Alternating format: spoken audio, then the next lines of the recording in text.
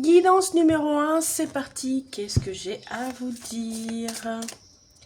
J'espère que vous arrivez à survivre dans cette chaleur. Personnellement, pour faire la guidance, là, il est 6 heures du matin. Voilà, bienvenue à tous. C'est parti. Alors du coup, deux bâtons. Deux bâtons, c'est vraiment le fait de prendre du recul sur les situations. Ça veut dire analyser les situations. J'ai pas l'impression que vous arriviez avant à le faire, vous voyez?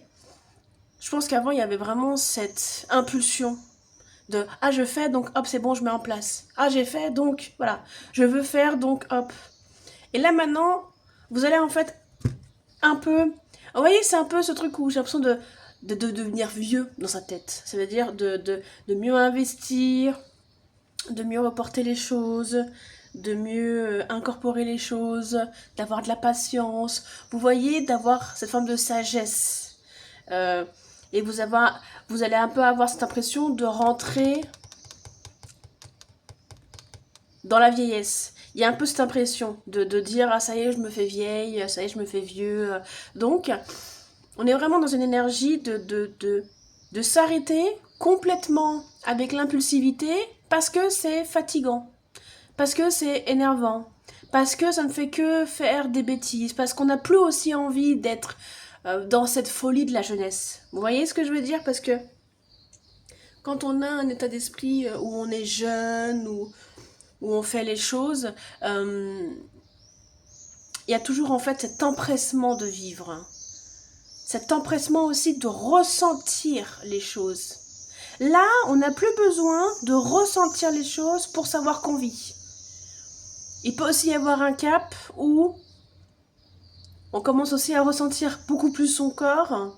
On commence aussi à beaucoup plus s'imprégner du quotidien, à ne plus vouloir manger vite, faire les choses vite, mais à ralentir le rythme pour apprécier, vous voyez. Donc, on arrête cette forme d'impulsivité. Voilà, parce que fatigué, parce que inutile, et parce qu'en fait, on se rend compte qu'on n'arrive pas à apprécier un bon bain, un bon café. Et en fait, on se rend compte qu'au final, on court, pour pas aller dans la bonne direction non plus, vous voyez. Et je pense que aussi il y a un peu cette énergie où maintenant que vous savez où aller, vous n'avez plus besoin de courir pour expérimenter. Voilà. Vu que vous savez où vous voulez aller, il n'y a plus besoin de courir pour expérimenter, il n'y a plus besoin de courir pour fuir, il n'y a plus besoin de faire les choses pour faire les choses. Vous voyez? Ça me fait un peu penser à tous ces gens qui vont par exemple en Asie et qui prennent des photos de partout et qui profitent pas de l'instant de là où il est. Et en fait, on en vient à consommer son voyage au lieu de vivre son voyage, vous voyez. Et donc les gens, ils ont fait toutes les attractions, tous les sites touristiques, tous les restaurants, tous les ça, mais ils sont incapables de dire quel a été le meilleur parce qu'au final, ça se joue sur quelle est la plus belle photo. On sort de cette société de consommation là. On sort de cette société de consumérisme. On sort de cette société d'être le plus fort, de prouver. Là, dans sa tête, ça y est, c'est fini, on passe un cap. Alors on peut dire que c'est la vieillesse, parce que je pense que vous allez faire de l'humour par rapport à ça, de dire « Ah, ça y est, je suis vieille, maintenant j'ai besoin de m'installer, j'ai besoin de m'incorporer, j'ai besoin de faire ci, j'ai besoin de faire ça. » Mais c'est surtout aussi une preuve et une marque de votre intelligence, quoi. Parce que c'est pas le fait d'avoir de l'âge, vous voyez. On peut très bien voir cette guidance à 25 ans, on peut très bien voir cette guidance à 31 ans, on peut très bien voir cette guidance aussi à 31 ans. Mais il y a vraiment deux caps dans la vie. Il y a le fait de se presser de faire quelque chose et le fait après de savourer de faire quelque chose. Et c'est vraiment ces deux étapes-là de la vie que les gens connaissent de manière générale. Et surtout aussi, on n'a plus besoin de prouver parce qu'on sait qu'on est quelqu'un. C'est pas le fait d'être fort et de montrer aux autres qu'on est fort. Hein. C'est pas le fait de montrer qu'on est fort, que on a besoin de prouver qu'on est corporate, qu'on est abondant, qu'on a la meilleure personne, qu'on est ci, qu'on est ça. C'est surtout le fait aussi de se dire je suis fort parce que s'il m'arrive un problème, je peux pallier, je peux avancer, voyez. On n'est plus dans cette peur de s'il m'arrive un problème, qu'est-ce que je fais? C'est terminé ça. Et vu que vous savez que mentalement vous pouvez du coup survivre à, je dirais pas pratiquement tout, mais que vous pouvez survivre, vous pouvez aussi même vivre pendant des périodes de galère, et ben en fait vous allez vous rendre compte que du coup c'est la seule chose qui compte parce que c'est la seule chose aussi qui est réelle. Vous voyez? Tout ceci là, ces grands discours, ces photos, ces possessions montrent pas qu'on est fort, montrent pas qu'on a une vie. Ce qui est vraiment calculable, c'est comment tu surmontes les épreuves. Et ça, on est tous au même niveau. Parce qu'on a tous les mêmes épreuves. Et de savoir que psychologiquement tu peux survivre, c'est différent de savoir que financièrement tu peux survivre. Et je pense que c'est ça en fait. Vous voyez? Parce que financièrement, survivre à quelque chose, eh ben, c'est pas forcément égal à tous. Et en plus de ça, quelqu'un qui peut survivre financièrement à un problème, ça veut pas dire que psychologiquement il va survivre en fait.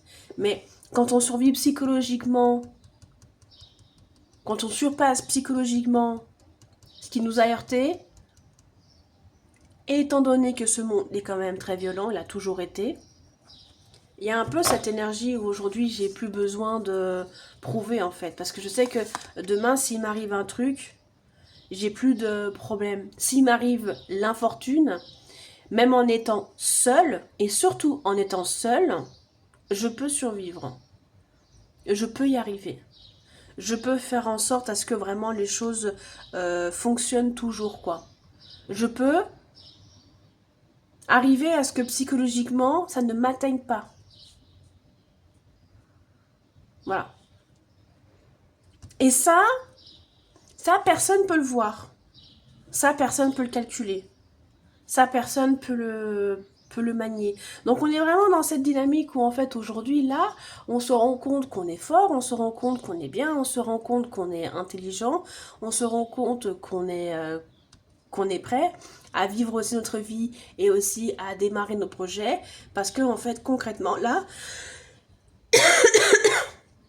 on a surpassé quelque chose qui était extrêmement difficile, que les gens ne peuvent pas calculer, ne peuvent pas vivre. Là, on se rend compte aussi que ce qu'on a vécu, très peu de personnes peuvent y survivre. Et avoir des galères financières, c'est un peu le cas de tout le monde.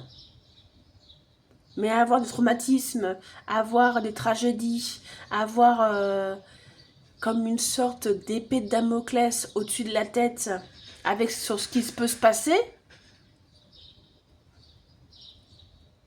ça c'est différent. Vous voyez? On a un peu aussi provoqué le destin pour qu'en fait à un moment donné aussi on arrête de vivre dans la peur. Est-ce que inconsciemment c'est pas moi qui ai tout bougé pour un peu aussi provoquer le destin, de dire bah écoute c'est simple, si doit m'arriver une galère sur un plan psychique, si doit m'arriver une galère sur un plan émotionnel, si doit m'arriver une galère sur un plan familial, hop, allons-y, et comme ça au moins on teste. Et là, le test est passé. Vous voyez ce que je veux dire? Je pense que des fois aussi, inconsciemment, on en a marre aussi de vivre un peu avec une corde autour du cou et on se dit à un moment donné, bon, provoquons un peu cette chose parce que concrètement, voilà. Et donc, on a un peu cette énergie, vous voyez, reine de bouclier, c'est la reine de denier à l'envers. On a un peu cette énergie où en fait, c'est pas le fait de vivre d'amour et de fraîche et de argent et de tristesse, hein. Ça n'a rien à voir parce que vous avez besoin d'argent comme tout le monde dans ce monde. Mais c'est surtout aussi que du coup, rien ne repose sur le matériel.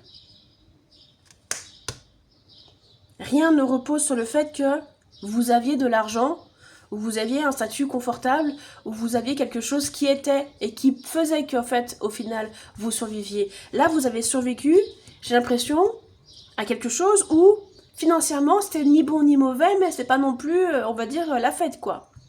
C'est pas non plus l'abondance. Votre guérison ne repose pas sur votre abondance financière. Sur le fait que matériellement, vous êtes en place.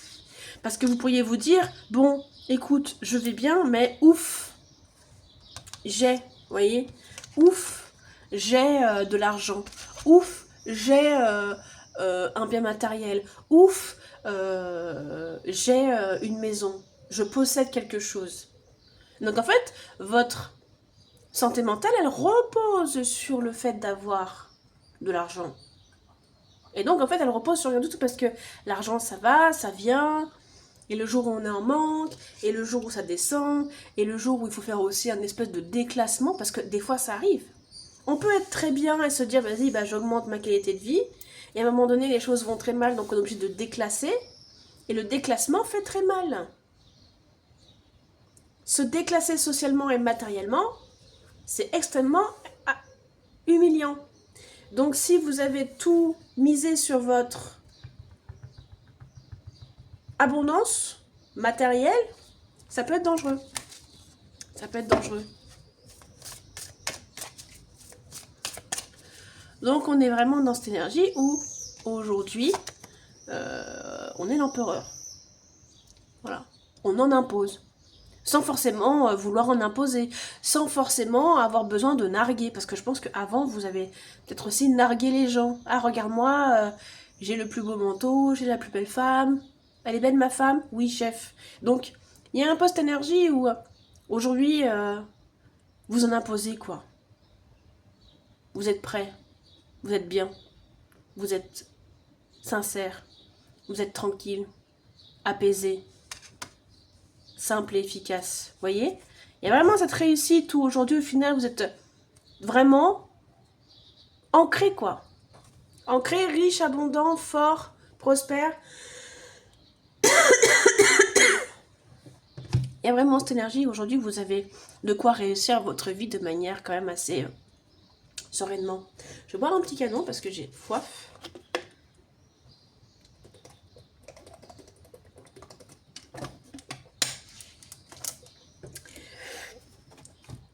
Mais là, vous avez vraiment cette conviction vraiment profonde, en fait, d'avoir provoqué pratiquement la tour, provoqué pratiquement votre, je dirais pas votre effondrement, mais là, vous voyez, c'est le principe du work, comment on dit déjà, en New Age,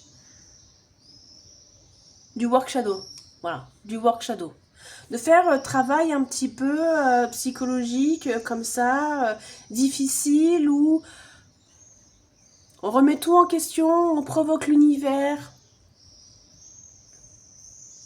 on vient travailler de manière quand même très ancrée, très profonde, dans les blessures les plus dures, pour pouvoir aussi en fait en ressortir et se dire, voilà, je suis cette personne-là et en même temps, je n'ai plus peur de ce qui peut m'arriver, quoi. Parce que vraiment, là, l'idée, c'est que après, vous n'ayez plus peur de vous-même. Vous n'ayez plus peur des autres. Psychologiquement, vous savez ce que vous avez en face. Vous comprenez ce que vous avez en face. Non pas parce que vous avez un problème, mais je pense que vous avez fait le tour de la question et vous avez accepté que ce monde était malade. On est beaucoup plus entouré de psychopathes qu'on ne le veut, vous voyez. On est beaucoup plus entouré de personnes vraiment malades qu'on ne le veut. Il y a vraiment des gens qui sont autour de vous, sont autour de nous, sont autour de chaque personne et vraiment jouissent du fait que vous ayez des problèmes. Donc ça peut être votre tante, ça peut être votre ami, ça peut être votre frère, ça peut être votre collègue qui vous sourit, qui est gentil, qui est sympa et qui au final à l'intérieur bout de tranquillité et bout de positivité parce que vous avez des problèmes, vous voyez. Et ça, je pense que vous le sentiez en fait, un peu ce danger aussi. Vous voyez, c'est aussi toujours le truc des hypersensibles. Les hypersensibles ont une batterie sociale aussi qui est extrêmement... Alors moi, je dis pas forcément que les hypersensibles ont une batterie sociale faible, c'est qu'ils ont une batterie sociale qui est beaucoup plus, comment dire, niche. Vous voyez? L'hypersensible va tout de suite savoir qui est bien et qui est pas bien. Et c'est pour ça en fait que l'hypersensible n'est pas bien dans les grands espaces, type carrefour, type événement, type voilà, type conférence, type festival, parce qu'en fait vraiment on est entouré continuellement de fous. On est entouré continuellement de personnes qui se sentent détendues. Parce que quelqu'un a des problèmes. Vous voyez ce que je veux dire?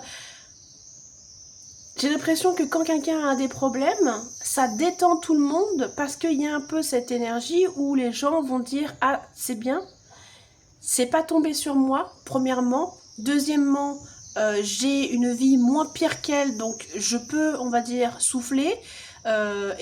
Troisièmement, il y a un peu cette énergie aussi où, du coup, il y a des choses à raconter et ça rapproche les gens.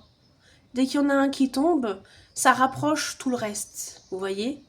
Donc, il y a un peu aussi cette manière de consommer aussi les gens et les drames à travers la vie, qui est quand même assez cruelle à mon sens, qui est quand même assez problématique à mon sens. Je pense que là, les gens sont pas encore aptes à ouvrir et à comprendre ça, mais je pense que dans quelques années, tout ce qui va être potin, tout ce qui va être drama, tout ce qui va être se nourrir des problèmes des autres, je pense que ça va être considéré comme un énorme problème, et je pense que ça va être vu comme étant quelque chose de négatif, parce que les gens continuent de le faire, les gens continuent de s'abreuver des problèmes des uns et des autres, et je pense que peut-être dans 5 ans, les gens le verront vraiment comme un réel problème. Donc, ce que vous sentiez, c'est aussi que les gens pouvaient avoir la main mise sur vous, que les gens pouvaient avoir, vous voyez, cette manière de consommer, quoi. Et je pense que ça vous donnait un peu cette énergie d'avoir une épée de Damoclès au-dessus de la tête, de style, mais comment je vais pouvoir vivre dans ce monde? Donc, vous avez aussi un peu provoqué les choses. Je pense que vous avez aussi mis un peu tapis dans votre vie. Vous avez tout retourné, vous avez tout effectué, vous avez tout mis en place pour qu'en fait les choses soient enfin ancrées, parce que là vous aviez constamment peur et en fait vous, ce que vous voulez, c'est plutôt être dans une espèce de expertise. Ça veut dire, je suis entourée de fous, au lieu d'en avoir peur, je veux pouvoir me dire la vérité, je veux pouvoir me dire et rentrer dans une pièce et vous dire, tiens, lui c'est un fou, lui c'est une tarée, elle c'est une... voilà. Et être vrai, et plutôt être dans l'apprentissage de ces gens-là, au lieu d'être dans la peur de ces gens-là, parce que en fait, vous voyez, divination, il y a un peu cette énergie où en fait vous vous dites, c'est pas normal que moi j'ai peur de ces gens-là, en fait, qu'est-ce qui fait que j'ai peur de ces gens-là? Si je ne veux plus avoir peur de ces gens-là, il faut que j'arrête aussi d'avoir peur que ces gens-là me possèdent, que ces gens-là aussi contraignent ma vie, que ces gens-là aussi rentrent dans ma vie et essayent de me les briser, parce que concrètement, vous ressentez au fond de vous qu'il y avait vraiment cette puissance en fait, presque divinatrice, presque de sorcière, vous voyez? Normalement, c'est eux qui devraient avoir peur de moi, donc je ne devrais pas être dans cette énergie un petit peu de me sentir continuellement attaquée, vous voyez? Mais là, il y a en fait cette notion aussi du coup de ne plus se mentir à soi-même, et c'est ce qui vient vraiment pallier à cette réalité, vous voyez, pallier à cette réalité de, à un moment donné, moi quand je me dis la vérité sur les gens, je sais qu'en face de moi j'ai une tarée, je sais qu'en face de moi j'ai quelqu'un qui est quand même assez aussi manipulable, je me rends compte de mon environnement, et du coup, vous voyez, gardien, je peux protéger ma vie et je peux savoir aussi où miser, quand parler, quand faire. Je peux faire en sorte aussi de protéger ceux que j'aime, qui eux ne sont pas aussi conscients, qui eux ne sont pas aussi... voilà. C'est pas le fait d'être un mouton noir et d'ouvrir les yeux à tout le monde, parce que concrètement c'est impossible et c'est une énorme charge qui est difficile à mettre en place, mais concrètement c'est surtout cette idée aujourd'hui de se dire... j'ai besoin aussi, moi, en fait, de me sentir en sécurité. Et la seule sécurité que vous pouvez avoir, c'est de vous dire la vérité. Donc je pense que vous êtes venu à vous dire la vérité de manière fondamentale sur vous-même, et de voir aussi que, du coup, vous dire la vérité vous donne cette possibilité aussi de bouger plus rapidement, de véhiculer plus rapidement, de mettre en place vos projets plus rapidement. Plus vous vous dites de mensonges, plus vous êtes fatigué, écrasé, et donc vous vous sentez en danger. Et donc, c'est vraiment votre connexion à votre corps qui, encore une fois, vous permet de vous défaire. Corps que vous avez détesté par le passé, j'ai l'impression. Il y a un peu cette notion où votre corps, vous l'avez détesté parce que trop sensible, toujours malade, toujours fatigué, toujours énervé. Et donc là, il y a vraiment cette notion, en fait, où on se dit, mais on est mal renseigné sur les hypersensibles, on est mal renseigné sur les gens qui sont autour de nous. Et en fait, je dois concrètement aussi me dire pardon parce que là, concrètement, en fait, je me suis détestée, j'ai détesté mon corps, j'ai voulu être une autre personne, j'ai voulu être quelqu'un d'autre, alors qu'en fait, j'ai tous les codes pour réussir. Grâce à mon hypersensibilité, grâce à ma sensibilité, grâce à mon intuition, j'ai tous les codes. Ce qui est représenté pour moi avant comme une malédiction, comme un fardeau, ne l'est plus. Donc on passe vraiment dans un cap où on a détesté qui on était à... En fait, je bénis qui je suis parce que je sais vraiment, concrètement, ce qui est bon pour moi, ce qui est vrai pour moi, et surtout, je comprends entièrement ce qui réside dans mon environnement. Donc du coup, je suis maître aussi de l'environnement. Je maîtrise l'environnement. Je sais aussi qui sont vraiment les gens qui sont là pour moi et qui sont là pour ce que je peux apporter. En étant sincère, ça veut dire aussi que du coup, tous les projets que vous avez, tous les projets que vous mettez en place, tous les projets que vous aimez faire, vous vous dites la vérité aussi sur ce que ça peut amener concrètement dans votre vie.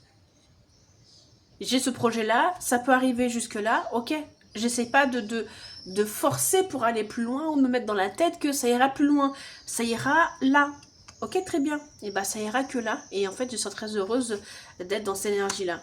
Vous voyez, c'est vraiment arrêter de se voler la face et du coup de rentrer dans ce truc où je mets ce projet en place, ça peut aller jusque là, ok, j'accepte, je le mets en place, ça va jusque là et là je le maintiens, ce qui fait que premièrement j'ai pas à bosser autant, vous voyez, paix, la richesse, voilà. Et là c'est la carte de l'erreur, richesse, paix.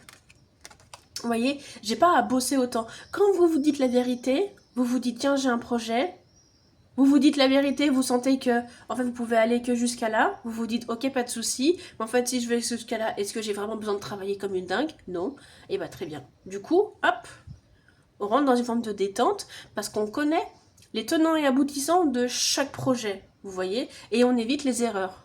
Et les erreurs, c'est aussi de se faire de fausses illusions, de se faire des films, de se dire, tiens, mais aussi, est-ce que moi, je suis capable d'aller là? Parce que c'est ça aussi, en fait, la vérité. C'est de savoir aussi se dire si nous, on est capable, sans passer pour un faible, sans se détester, sans être là à se dire, mais je suis nul, je suis une merde, en fait, si j'y arrive pas, c'est parce que je suis trop nul. Non. Parce qu'en fait, des fois, on n'est pas capable parce qu'on a des choses plus importantes à mettre en place et que du coup aussi, le coût de sacrifice par rapport à la réalisation du projet n'est pas forcément bon pour nous. Vous voyez ce que je veux dire? Parce qu'en fait, les gens qui réussissent et qui font beaucoup de choses, ils sacrifient des pans entiers de leur vie. Et des fois, on n'est pas prêt et c'est une bonne chose. Le fait est que là, vous devez réussir et être en paix. Vous devez accumuler richesse matérielle et richesse intérieure. Parce que la richesse matérielle fait que vous allez passer votre vie à courir après des choses qui n'ont qui n'ont pas de sens et chercher que la paix intérieure.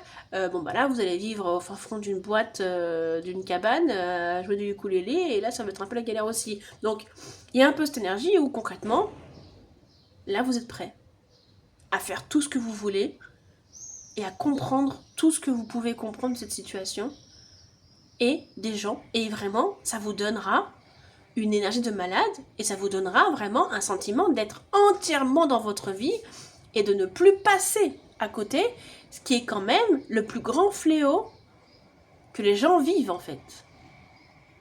Voilà. Donc voilà, et bien écoutez, merci beaucoup ta numéro 1, je vous remercie et je vous dis à bientôt. Mettez-moi un petit commentaire et un petit message et passez une bonne journée. Numéro 3, j'espère que vous y voyez quelque chose parce que du coup je n'ai plus de lumière, mais je profite de la fraîcheur ambiante pour pouvoir faire la guidance, sinon je sue de tous les pores. Donc il y aura peut-être un petit peu moins de lumière, mais je vais choisir mon confort pour cette fois-ci. C'est parti, le jugement. Le jugement. Je pense que vous êtes prêt à être critiqué. Je pense que vous êtes prêt à être jugé. Je sais pas comment dire, mais il y a un peu cette énergie où j'accepte enfin les jugements et les remarques des autres. Ça ne me dérange plus. Il y a quelque chose comme ça où à un moment donné, ça me coule par-dessus. Parce que je pense qu'aujourd'hui vous êtes défait de votre culpabilité. Vous voyez ? Il y a un peu cette énergie où je pense que vous avez fait beaucoup de choses pour et contre les autres.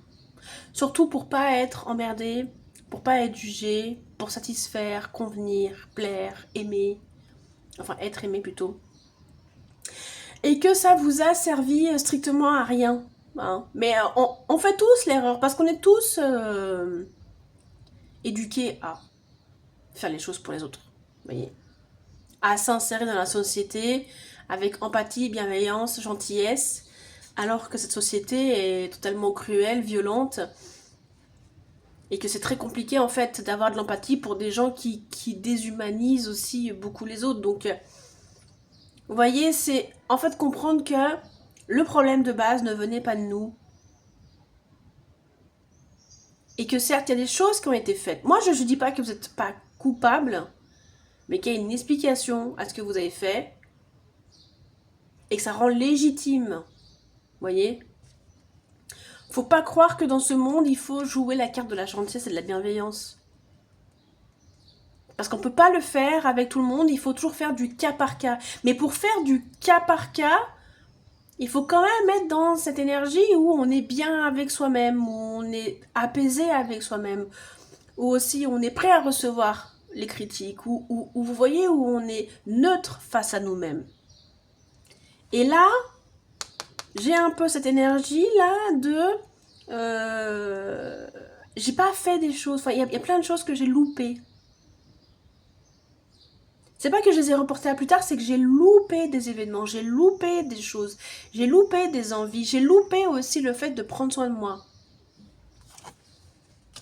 Et ça, c'est grave en fait, quand on y voit, parce que du coup, vous avez une vie comme les autres, quoi. Vous voyez, vous avez des envies comme les autres. Et vous vous êtes coupé de tout ça par culpabilité. Et cette culpabilité, elle tenait pas à grand-chose. Elle tenait par le fait d'avoir été conditionné pour être quelqu'un qui n'est pas viable dans la société. Et je dis pas la société d'aujourd'hui, mais je dis la société qui a toujours été en fait.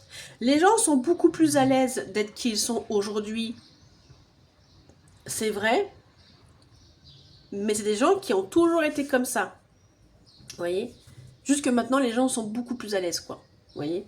Ils filment leur quotidien, ils filment leur journée, ils étalent leurs commentaires, ils étalent leurs jugements. Voilà. Ils prennent acte qu'il y a la crise pour justifier leur comportement. Du coup, on voit vraiment le comportement des gens, en fait. C'est pas un comportement qui a changé, moi, je trouve. Et je pense qu'en fait, là, il y a plein de choses où vous dites, en fait, il y a plein de choses que j'ai pas fait, quoi. Et je regrette. Et en fait, vous vous rendez compte que vraiment, tout ça, là, tout ce jugement, toute cette éducation que vous avez reçue, elle n'est pas viable, vous voyez. Donc, on part vraiment sur le 9 de Pentacles, sur une manière de plus égoïste de vivre, sur une manière plus égoïste de prospérer, sur une manière plus égoïste de mettre en place, et de ne pas partager, de ne pas être empathique, de ne pas être sympa, de ne pas être gentil, de ne pas faire passer les autres en premier. Parce que tout ça, en fait, ça a profité toujours à un système. Vous voyez ? Toute cette pensée, toute cette mise en place, ça a profité à un système qui n'est pas égal. Et c'est ce qui fait qu'on a eu, en fait, des parcours. Je sais pas si vous, c'est pareil, mais on voit nos mères, nos grands-mères, nos grandes-tantes passer des vies entières sous domination. Passer des vies entières sous servitude. Et ça, c'est angoissant. Ça, c'est angoissant. Moi, je trouve que c'est très angoissant quand on se rend compte qu'il y a des gens autour de nous qui arrivent à la fin de leur vie et on se dit, putain, mais en fait, c'est ça la vie, c'est horrible. C'est ça la vie, en fait, c'est servir, c'est se faire écrabouiller, c'est se faire démolir sous prétexte qu'il y a un comportement à avoir face à telle ou telle chose, vous voyez. On doit rien dire, on doit être gentil, on doit courber les chines, on doit être sympa, on doit pas casser les pieds, on doit passer... Et au final, en fait, il y a des gens qui sont littéralement anéantir, quoi. Ça, c'est vraiment quelque chose qui fait peur.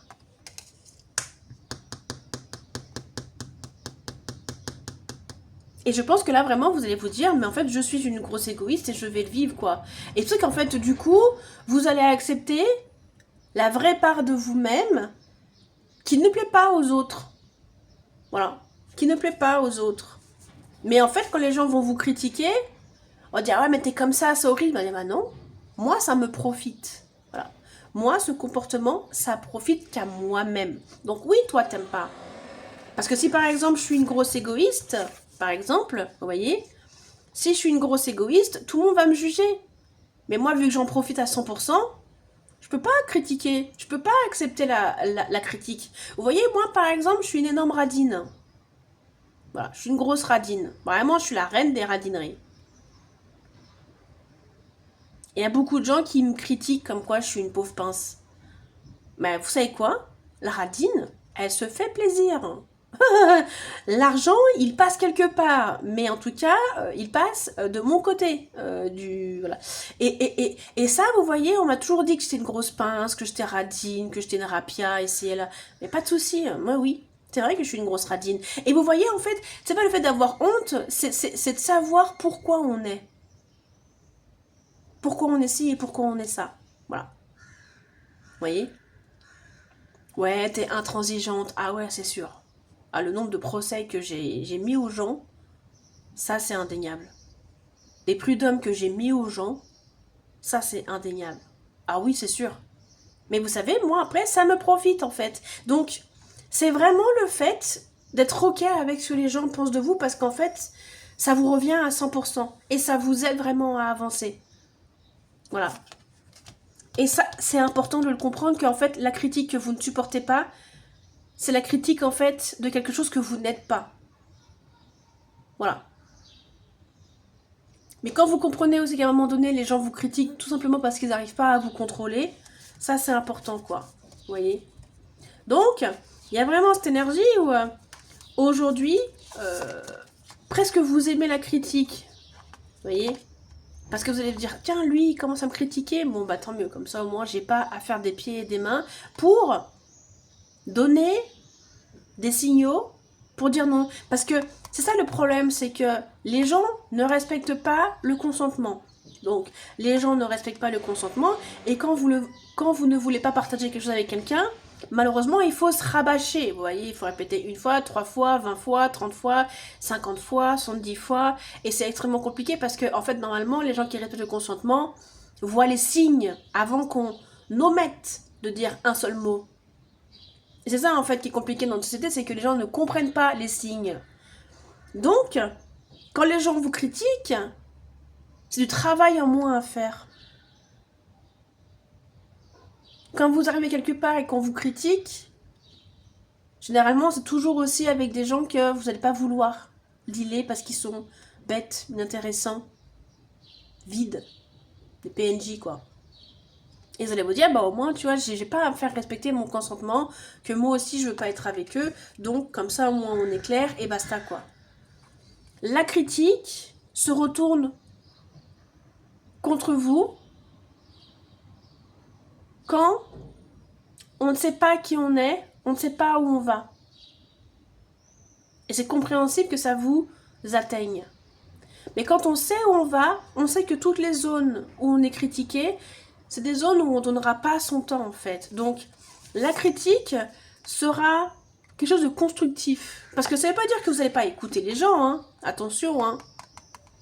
Peut-être aussi qu'il possède une version de vous que vous ne voulez pas entendre. Et en fait, vous n'allez plus du tout être touché émotionnellement par ces critiques. Mais ça va plutôt être aussi une manière aussi de mieux appréhender ce qui va pas. Dans votre manière un peu de... C'est pas l'idée de se dire je suis ici avec mes défauts et je bouscule tout le monde. Attention. C'est une idée de se dire j'ai des défauts que j'utilise et que j'accepte parce que ça me sert dans bien des cas. Mais attention, c'est aussi me positionner correctement pour aussi me dire on me critique là-dessus, une fois, deux fois, trois fois. Peut-être que je dois quand même regarder ce qui va pas parce qu'en fait, à un moment donné, j'ai aussi, moi, le comportement à revoir. Et en fait, c'est aussi cette manière de revoir vos comportements qui vous dit, en fait, je suis sécure. J'ai pas de problème à ce qu'on me dise Dorian, t'es trop ci, ou Martine, t'es trop ça, ou Clément, t'es trop là. Parce qu'en fait, en réalité, prendre mesure des critiques qui sont faites sur nous, c'est aussi comprendre les tenants et aboutissants de chaque chose et d'accepter cette réalité-là. Et que c'est pas quelque chose, au final, c'est pas un piège mortel. Vous voyez ce que je veux dire?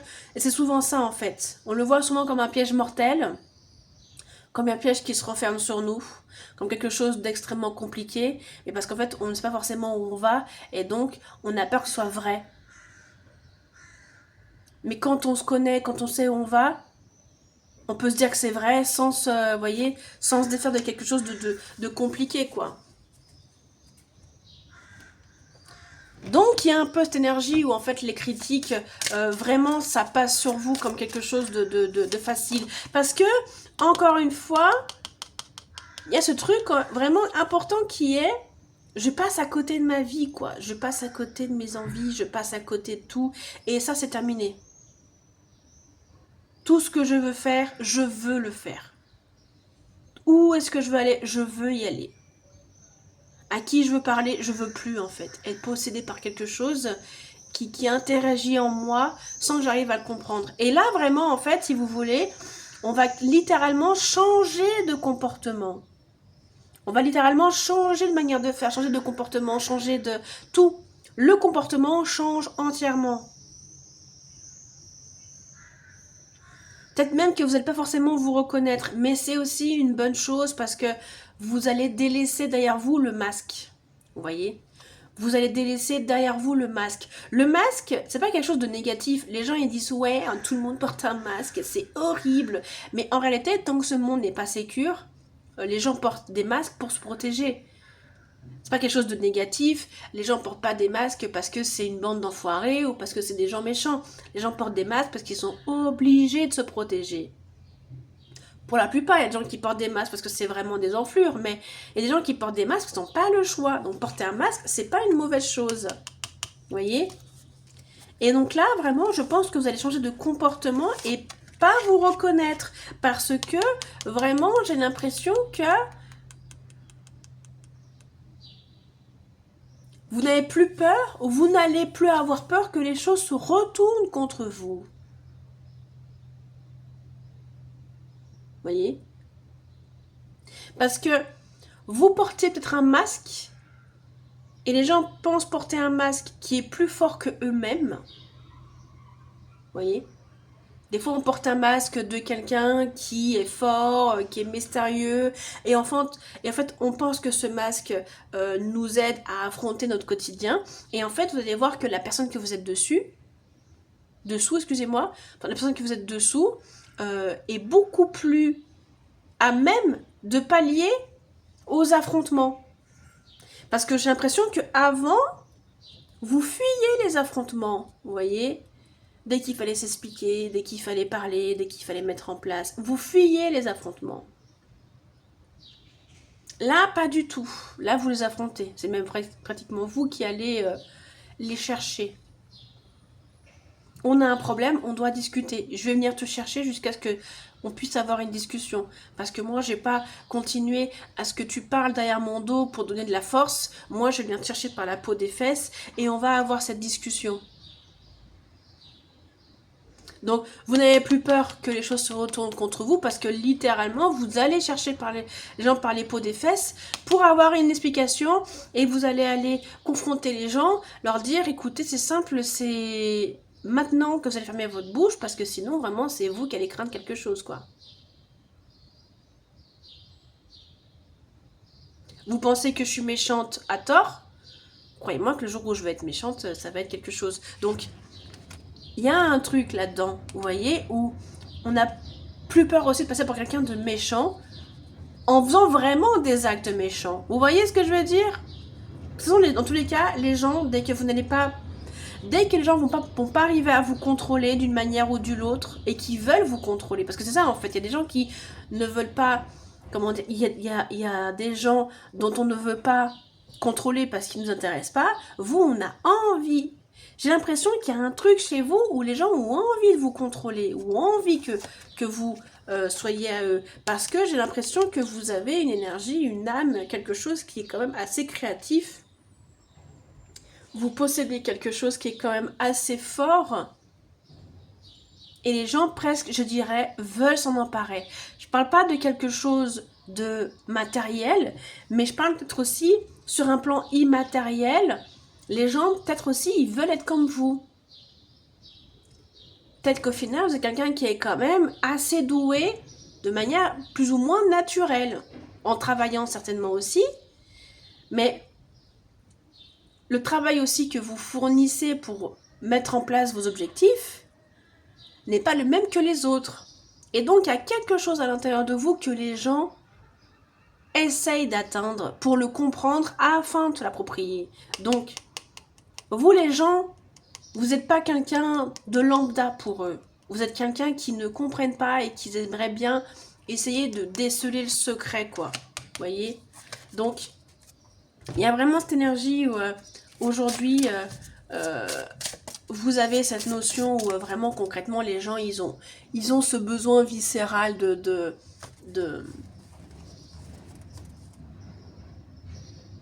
d'être en vous.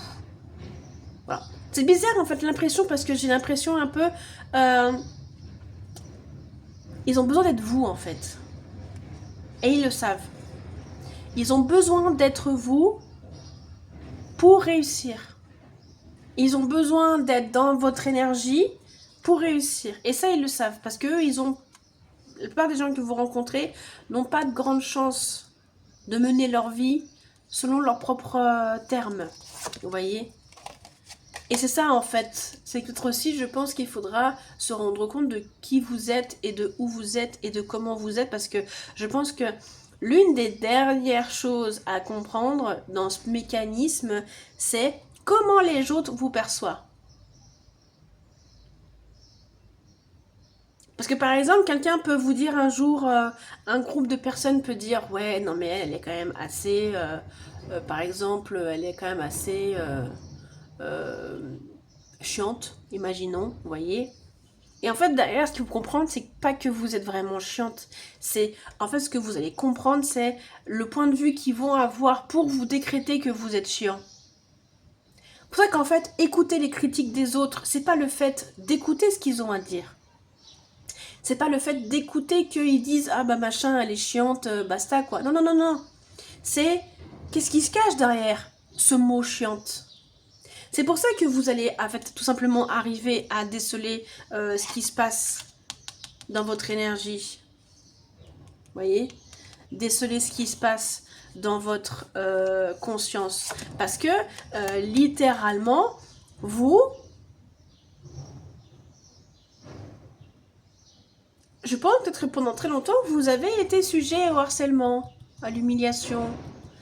Et peut-être que vous vous voyez dans ce monde un peu aussi comme étant un peu une proie. Alors que c'est faux.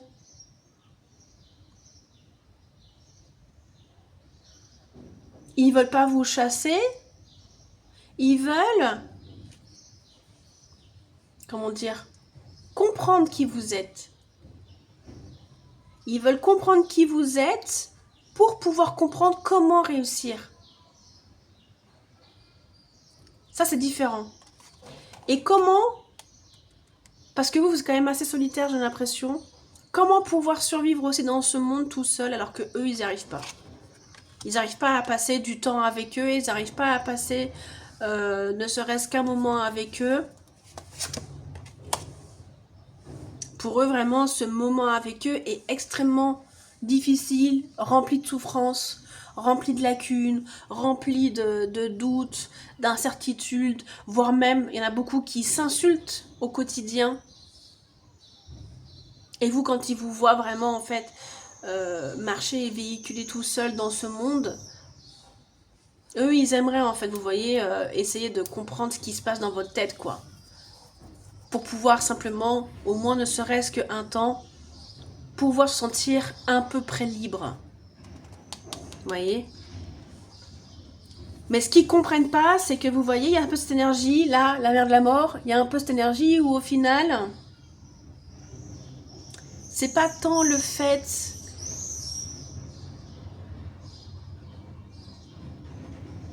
de faire ce qu'on veut, c'est le fait de renaître, vous, votre force. Le fait de pouvoir renaître continuellement. De repartir à zéro continuellement. Autant intérieurement que extérieurement. Autant sur un plan matériel, ça veut dire recommencer de vivre, changer de destination, changer de projet, ne pas chercher à gratter les miettes, vraiment ne pas chercher à être dans des relations qui sont toxiques parce que machin et tout. Non, non, vous, ça dégage quoi. Mais c'est surtout aussi le fait de mourir et de renaître intérieurement quoi. Parce que les gens ont l'impression que vous êtes quelqu'un de différent à chaque fois, quoi. Quand vous évoluez, vous êtes quelqu'un de différent. Les gens vous perdent pendant 6 mois, ils vous retrouvent 6 mois après, vous êtes quelqu'un de différent. Vous n'êtes pas la même personne, quoi. Vous êtes littéralement une autre personne. Et ça, ils ont du mal à le comprendre parce qu'eux, ils sont bloqués avec eux-mêmes et ils se détestent. Donc c'est quand même un fait qui est, je dirais, presque extrêmement amusant, quoi. Après, de là à savoir est-ce qu'ils sont capables de faire ce que vous faites, non, je ne pense pas. Vraiment, ça, c'est impossible. Voilà. Donc, voilà pour cette guidance, ta numéro 2. Je vous remercie. Laissez-moi un petit commentaire et un petit message. Et je vous dis à bientôt. Ta numéro 3, c'est parti. Qu'est-ce que j'ai à vous dire? Ta numéro 3. Ta numéro 3. Numéro 3. J'ai le 10 d'épée. Là, c'est la fin d'un stress, c'est la fin d'un angoisse, c'est la fin de quelque chose qui est difficile pour le corps. Vous voyez, c'est comme si en fait, j'ai constamment le corps en souffrance. C'est comme si vous sentiez pratiquement comme des flèches qui vous parcourent le corps tout le temps. C'est du stress, de l'angoisse, je suis crispée. J'ai beaucoup d'anxiété généralisée. Ce qui fait que c'est très compliqué pour vous, quoi. C'est très compliqué, très chiant pour vous, très dur au quotidien de bouger ou de faire des choses ou de sortir de votre zone de confort. Parce que là, j'ai quelque chose qui est vraiment en souffrance et je le sens dans le corps, quoi. Mais c'est la fin parce que je pense que vous allez accepter quelque chose et vous allez accepter d'arrêter de fuir.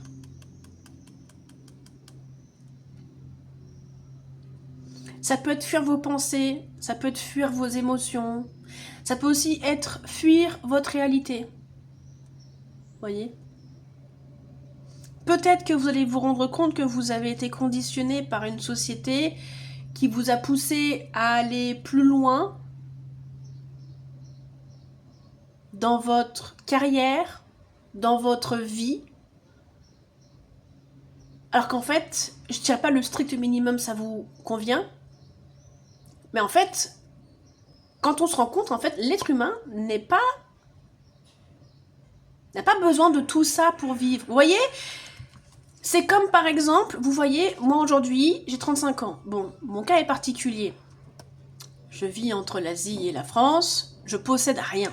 Vous voyez, quand je vous dis que je possède rien, c'est-à-dire que toute ma vie, elle est regroupée dans un sac, dans une valise de 23 kilos, parce que 23 kilos, c'est généralement les 23 kilos qui sont autorisés dans les avions. Donc autant vous dire que j'ai pas grand-chose.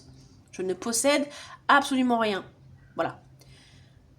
Les gens qui sont aujourd'hui à mon âge, vous voyez, ils possèdent beaucoup de choses. Déjà, ils ont une famille, ils ont des enfants, ils ont des crédits, ils ont des voitures, ils ont des maisons. Et ils possèdent, et ils possèdent, et ils possèdent. Et en fait, je vois que vraiment, c'est extrêmement compliqué. Alors que s'ils avaient su s'arrêter dès le départ, qu'ils auraient fait leur famille, ou qu'ils auraient construit leur maison, ou qu'ils auraient attendu pour faire les choses, ou qu'ils auraient fait les choses de manière différente, beaucoup n'auraient pas la moitié de ce qu'ils ont aujourd'hui. Et beaucoup se seraient contentés. Il n'y a pas de peu de matériel parce que c'est faux. On a besoin de matériel. On a besoin de livres, on a besoin de bibelots, on a besoin d'un lit, on a besoin de... Voilà. On a besoin aussi de construire sa vie sur un plan matériel parce que c'est normal. Mais cette surconsommation, cette surproduction, le fait aussi de toujours vouloir évoluer dans sa carrière, dans sa vie, fait que cette évolution, à un moment donné, ne rime à rien et propulse notre corps en souffrance. On peut pas, et c'est vrai que c'est assez compliqué parce que moi qui ne possède rien, quand je vais voir des gens que j'ai eu dans ma vie, les gens comprennent pas que j'ai rien. Et c'est vrai qu'en fait, la pression extérieure est compliquée par moments, mais la pression du quotidien ne l'est pas, vous voyez. Je connais des gens aujourd'hui, ils possèdent pas grand-chose. Ils ont acheté leur appartement et basta parce que ça leur convenait. Ils n'ont pas pris des postes à responsabilité parce que, en fait, ça leur convenait. Ils ont pas... Voilà, ils ont refusé des choses que personne n'oserait refuser. Et aujourd'hui, c'est les plus heureux. Et je pense que c'est ça. Je pense qu'en fait, là, vous allez arrêter de toujours vouloir évoluer. Parce que se forcer à évoluer, c'est aussi une sorte de fuite. Vous voyez ce que je veux dire ? C'est pas le fait c'est pareil aussi de toujours vouloir travailler sur soi, constamment. De toujours vouloir s'améliorer, constamment. De toujours vouloir avoir un prochain objectif, constamment. C'est une fuite. C'est une fuite. De toujours projeter ah oui, mais plus tard, machin, patagoffin, je ferai ça. Non, en fait, voilà. Si t'arrives pas à apprécier ce qu'il y a devant toi, notamment des choses que t'aimes, parce que tu attends d'être au bon moment pour être en paix ou pour les faire. Par exemple, si t'aimes lire et que t'arrives pas à apprécier ton livre parce que t'es trop projeté sur le futur, en fait, ton futur, tu vas pas forcément l'aimer non plus parce qu'en fait, tout simplement, si t'arrives pas à aimer ce qui normalement doit être aimé maintenant, ça sera pas le cas plus tard. Et en fait, cette surévolution, vous allez l'arrêter. Vous voyez ? Dans un domaine soit intérieur, soit extérieur. Vous allez vous dire, pourquoi j'irais faire des choses de folie ? Quand je me sens poussée, quoi. Je me sens forcée, je me sens poussée à toujours évoluer, à toujours faire ci, à toujours faire ça, parce que concrètement, en fait, à un moment donné, les gens nous poussent, quoi. Vous voyez, les gens ont des idées, les gens, pourquoi tu fais pas ci, pourquoi tu fais pas ça ? Parce qu'en fait, ça ne nous procurera pas forcément du bonheur. Et des fois, même si notre monde est ultra capitaliste, ça je suis d'accord avec vous, des fois l'évolution n'a pas de bon. Des fois l'évolution matérielle n'a pas du bon. Des fois on veut évoluer matériellement, on veut évoluer sur un plan matériel, on veut par exemple prendre un appartement avec une chambre en plus pour faire par exemple un bureau, mais bien sûr le salaire est plus grand, la maison est plus grande, du coup plus de sorties d'argent, plus de fonctions, plus de ménage, plus d'organisation, plus de machin, et en fait des fois juste simple et efficace, c'est bien. Vous voyez ce que je veux dire ? Je vous oblige pas à vraiment tout réduire au minimum et avoir ce truc minimaliste parce que c'est aussi une fuite. Hein. C'est un objectif d'être. Voilà. Mais je pense que, vous voyez, tant qu'on suit un objectif, c'est aussi une sorte de fuite. Parce qu'au final, Tu te fixes un objectif. Pourquoi faire? Pour te prouver quoi? Déjà, si tu veux te prouver quelque chose, déjà enlève ce qui donne cette impression-là. Et même si tu l'as enlevé, après tu verras. Vous voyez? Reine d'épée. Parce que là, concrètement, en fait, vous êtes, pour moi, constamment dans votre mental, parce qu'il faut construire. Constamment dans vos pensées, parce qu'il faut bâtir. Constamment dans votre psyché, à triturer des blessures qui, en fait, n'ont rien demandé et ne gênent pas.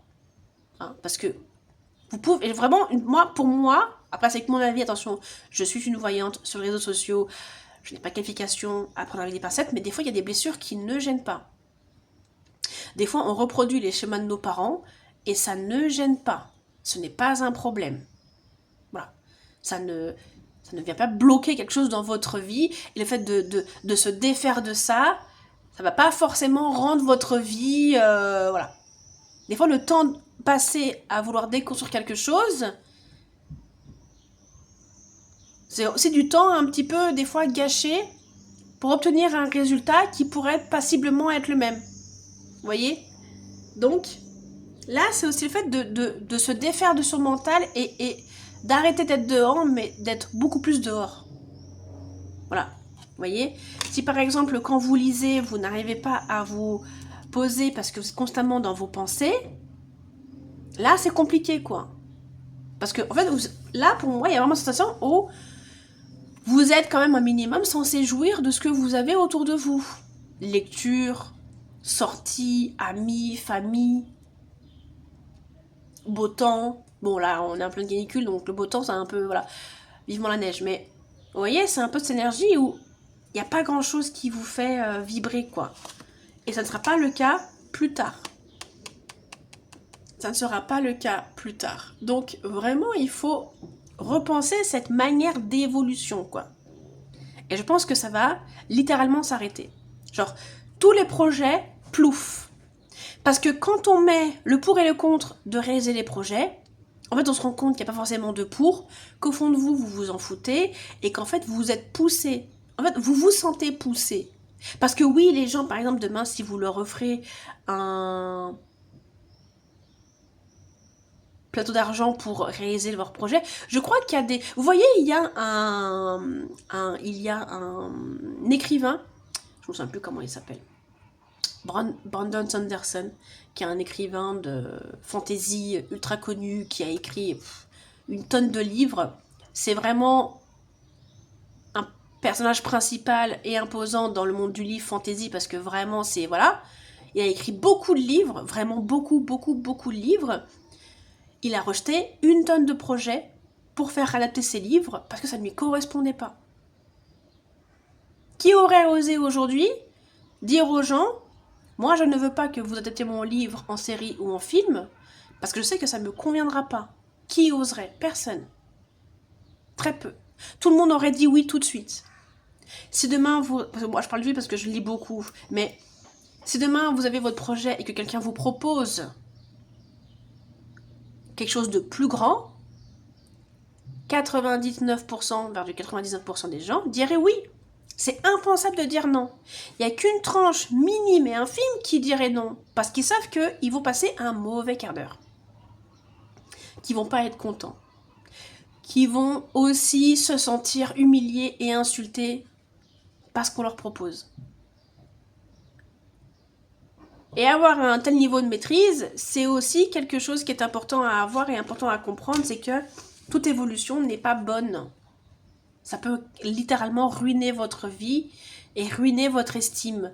Ne pas se limiter, c'est littéralement quelque chose qui peut vous ruiner, quoi. Vous voyez? Et là, c'est déjà en train de vous ruiner parce que sensoriellement, vous le sentez. Que vous êtes poussé à faire des choses beaucoup plus grandes, beaucoup plus fortes. Faire comme ça, mais en fait... Ah oui, non, en fait, c'est comme ça. Je vais quand même les garder parce que je les ai gardés comme ça. Mais, vous voyez? Et c'est aussi beaucoup de travail, en fait. Travail intérieur, travail extérieur. Travail intérieur, travail extérieur. C'est travailler sur toi pour libérer. Travailler sur soi pour libérer. Et en fait, on n'en voit jamais le bout. Vous voyez? Et c'est ce travail intérieur, en fait, qui vous accable, qui vous fatigue, qui vous énerve. Parce que vous ne pouvez pas jouir, en fait, de ce que vous créez. Vous montez l'entreprise, vous vous libérez vous-même pour pouvoir libérer votre entreprise afin qu'elle soit abondante.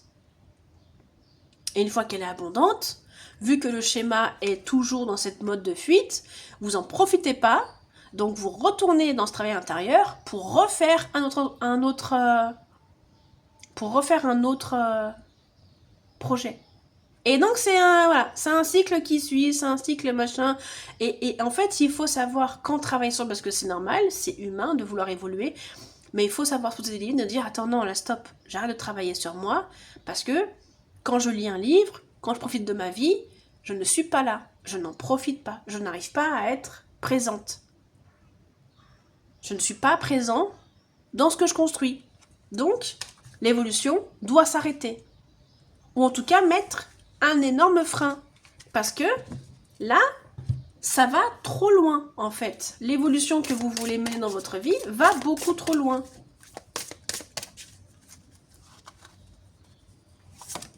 Donc, encore une fois, toujours, pourquoi ils mettent des cadres avec des personnages où on voit les boobs? Oh, c'est chiant. Donc vous voyez là, par exemple, Marie-Madeleine, il y a cette notion vraiment, vous voyez, de sagesse, de tranquillité, d'œuvre, de créativité, d'abondance, de fertilité. Pourquoi être fertile si c'est les autres qui en profitent, si vous n'en profitez pas? Imaginez là, vous construisez quelque chose pour votre famille va en profiter, vous non, vous allez fuir quelque chose, continuer les projets, et à la fin, comme tout parent, vous finirez par détester vos enfants parce qu'ils auront profité de quelque chose que vous ne pouvez pas profiter. Vous voyez ce que je veux dire? Et c'est ça en fait, c'est que les parents construisent quelque chose pour leur enfant, mais n'en profitent pas. Parce qu'ils sont continuellement en train d'essayer de faire mieux, de faire plus, de faire plus, de faire plus. Et faire plus, là littéralement, c'est le moment d'arrêter pour vous, quoi. Donc, là, il faut jouir de sa fertilité. Et c'est aussi un bon moyen aussi de se sentir protégé, quoi.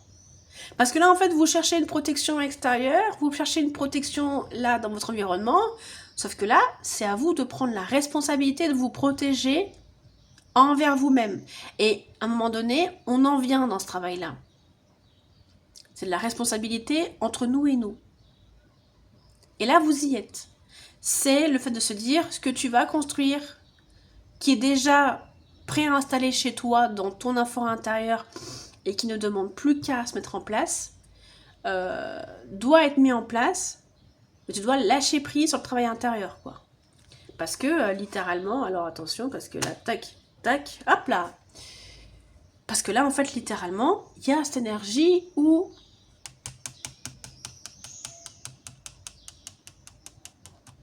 c'est aussi le comportement de soi, quoi. On peut reprocher aux gens, on peut dire aux gens, mais nous et nous, c'est quoi le rapport? Pensez-vous que vous avez un bon rapport avec vous-même? Pas toujours, hein. On est bien souvent Vous voyez, il y a encore cette notion de fertilité, quoi. De long fleuve tranquille, de tranquillité, que pour moi, vous ne vous octroyez pas, parce que il faut accepter que on doit se pardonner. Voilà.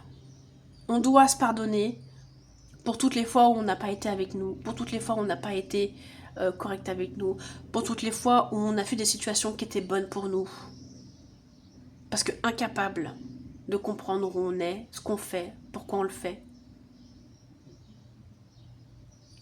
Là, franchement, il est temps de faire un vrai diagnostic entre vous et vous-même, le rapport que vous avez, vous et vous-même, parce que, possiblement, vous êtes votre pire patron, votre pire bourreau, votre pire ennemi. Et que là, c'est le temps de le comprendre, c'est le temps de le mettre en place, c'est le temps de le... Vous voyez, de le mettre en place, quoi, de le vivre, de le comprendre. Parce que vraiment, en fait, être un bourreau de travail intérieur, c'est bien, mais ça reste être un bourreau de travail. Ça vous a amené à faire beaucoup de choses, ça vous a servi dans beaucoup d'éléments dans votre vie, mais là, le bourreau, il va falloir le mettre en congé, le mettre en retraite, parce que vraiment, concrètement, le bourreau, là, n'a plus sa place, et vraiment, pour pas vivre des hauts et des bas trop difficiles et savoir aussi se limiter pour que les choses soient beaucoup plus stables, voyez, il faut arrêter l'évolution. Il faut arrêter de vouloir progresser. Il faut arrêter de vouloir faire des choses plus folles, plus denses, plus... Il faut arrêter littéralement de vouloir aussi réaliser ses rêves. Parce que réaliser ses rêves, pour certains, c'est être constamment en enfer et c'est constamment être dans un cauchemar. Il y en a qui peuvent, et pour qui la voie est tracée, et il faut aussi des fois accepter qu'on n'a pas ce truc en nous et qu'on n'aura pas la possibilité et qu'en fait notre paradis s'arrête aussi quand on arrête de se vivre un enfer, quoi, et qu'on arrête de chercher plus loin, voyez, parce que littéralement là vous allez creuser sur des énergies, sur des notions qui n'ont pas leur place, et vraiment concrètement là pour moi il y a un peu cette énergie où vous êtes continuellement fatigué, quoi, et vous devez continuellement vous battre, vous devez continuellement être dans cette énergie de toujours trouver refuge aussi en Dieu. Voilà. Et ça peut être aussi par le fait de voir votre environnement aussi comme un danger, continuellement. Parce que pourquoi? Parce que vous ne vous posez pas de limites. C'est pas forcément la guidance la plus funky que vous ayez forcément entendue. Je pense que vous aurez aimé avoir mieux. Je pense que la plupart des gens qui ont là cette guidance sont déjà partis. Mais c'est aussi une réalité. Des fois, on est son propre bourreau, et là, c'est le cas. Il y a quelque chose en vous qui est magique, qui est intuitif, qui est fait de perceptions qui sont toujours correctes. Vous voulez l'utiliser pour réaliser de grandes choses, parce que vous vous dites, bah maintenant que j'ai de l'intuition, je peux aller voir les bonnes personnes, travailler avec les bonnes personnes, suivre les bonnes personnes, parce que du coup, mon intuition va me guider. Mais il y a une différence entre possibilité et être heureux grâce à ça, quoi. Ça se trouve, vous pouvez y aller, réaliser vos rêves. Ça se trouve, vous pouvez littéralement réaliser vos rêves. Mais est-ce que pour autant, ça va vous rendre heureux, ça va vous rendre abondant, ça va vous permettre d'être, voyez, d'avoir enfin un sentiment de sécurité? Eh bien, peut-être pas, hein. Peut-être que vous percevrez toujours votre environnement comme étant insécure et comme étant un danger, parce que du coup, vous ne savez pas vous arrêter. Et que là, littéralement, avec les éléments que vous allez construire dans votre vie, parce que le travail intérieur est déjà fait, donc il faut juste lâcher prise et voir ce qui vient par rapport à ça. Littéralement, là, il y a un peu cette notion où, comment dire,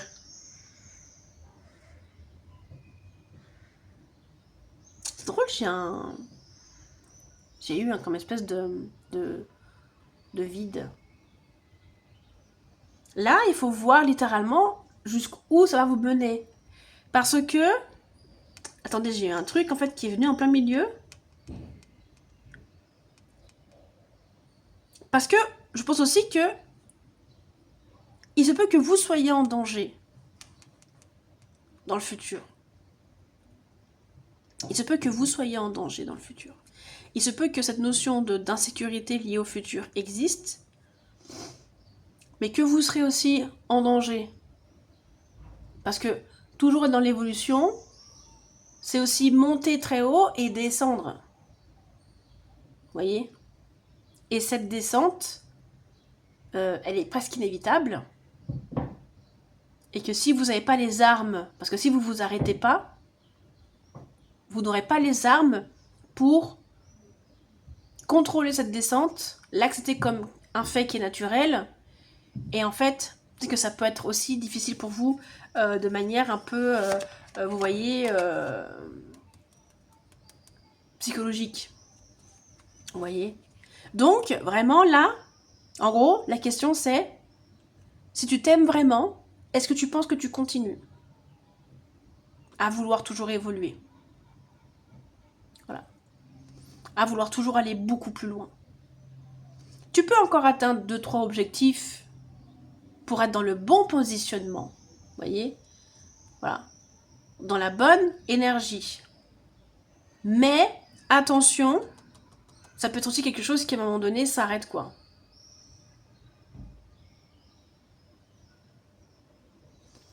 Parce que, littéralement, il faut savoir s'arrêter pour aussi s'aimer, se respecter et aussi jouir.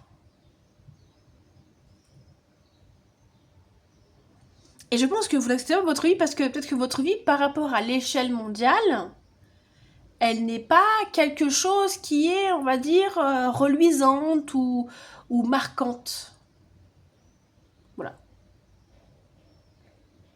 Et je pense que c'est à fait parce que vous venez peut-être aussi de tout en bas. Et donc, parce que vous venez de tout en bas, vous voulez aller tout en haut. Mais concrètement, là, en fait, vraiment le luxe dans ce monde, c'est de réellement reconnaître qu'on est bien entouré et de se dire, là, je suis bien entouré, je suis aimé, je suis quand même bien. Là, j'ai vraiment de l'amour, j'ai vraiment de l'abondance, je suis vraiment entourée de personnes qui m'aiment, je suis vraiment entourée de personnes qui sont bonnes pour moi. Et là, si un jour, à un moment donné, la vie fait que c'est compliqué pour moi, je sais que je me suis fait assez confiance pour me positionner aussi dans un environnement où je reste toujours en sécurité. Parce que sur l'échelle mondiale, peut-être que vous voulez atteindre des sommets, mais que ce monde reste toujours insécure. Et c'est pas parce que vous voulez atteindre les sommets et que vous avez... C'est pas forcément une guidance facile, hein, mais... C'est parce que vous voulez atteindre les sommets et par rapport à votre intuition, vous pouvez y aller, que ça vous rendra vraiment en bonne santé. Parce que c'est déjà en train de vous tirailler, là. C'est déjà en train de vous faire mal. C'est déjà en train de vous coûter quelque chose. Le fait de vouloir, rien que le fait de regarder cette destination, c'est déjà en train de vous coûter quelque chose. Donc, apprenez à vous dissocier de la réalité de ce monde. Dans la réalité de ce monde, tout le monde aimerait être Beyoncé. Mais Beyoncé est mariée à Jay-Z. Et ô combien ils ont dû faire des choses horribles pour en arriver là.